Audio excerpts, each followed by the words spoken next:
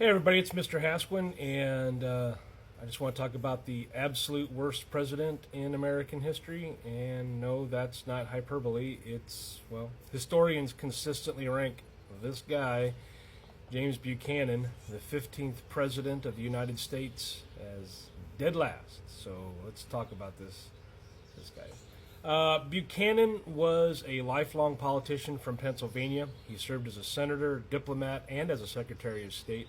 And by the time he was elected president in 1856, he had a long resume, but zero leadership instincts. He ran on the promise that he could solve the growing crisis over slavery. Instead, he just went ahead and poured gasoline on the fire, because, why not? Buchanan believed the Constitution protected slavery, and he thought the best way to solve the slavery debate was to let the Supreme Court decide. Which brings us to the Dred Scott decision in 1857. The Supreme Court ruled that black people had no rights under the Constitution and that Congress couldn't ban slavery anywhere. So, guess who pressured the justices behind the scenes to rule that way? James freaking Buchanan. So, he called the decision a final settlement. Instead, all it did was radicalize the North, embolden the South, and destroyed any remaining middle ground. So then came Bleeding Kansas, which was the continued violence over slavery. Buchanan backed the pro-slavery forces there, even though most settlers were anti-slavery. He called abolitionists agitators and dismissed any concerns that came out of the North. Sound familiar? He alienated his own party, and the Democrats split.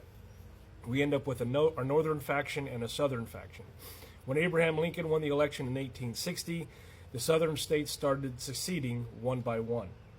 And what did Buchanan do as the Union fell apart? Nothing. Literally nothing. He said secession was illegal, but also claimed the federal government couldn't do anything to stop it. And by the time Lincoln took office, 7 states had seceded. The Confederacy had formed, and the Civil War was inevitable.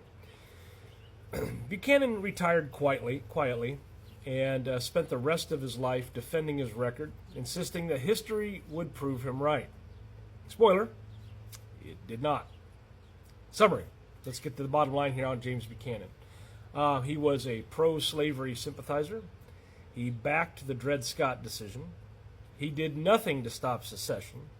He failed to preserve the Union, and he's widely ranked as the worst U.S. president ever. James Buchanan, the president who watched the country burn and shrugged. All right. Thanks for watching.